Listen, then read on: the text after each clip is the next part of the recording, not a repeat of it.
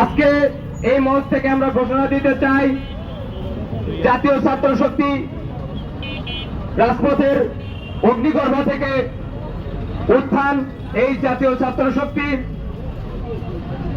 আজকে আমাদের কেন্দ্র শরীফ ওসমান হাদির মৃত্যুতে গভীরভাবে শোকাহত এবং ইনকিলাব মঞ্চকে সমবেত জানিয়েছে।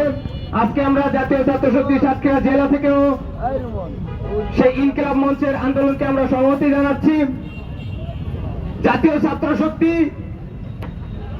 কোন দলীয় লেজুভিত্তির বাইরে যে কোন দেশের এজেন্ডা বাস্তবায়ন না করে নিজেদের দেশের জন্য কাজ করবে, বাংলাদেশ পন্থী হয়ে কাজ করবে, কোন দিল্লির দাসত্ব করবে না, কোন পাকিস্তানের দাসত্ব করবে না ইনশাআল্লাহ।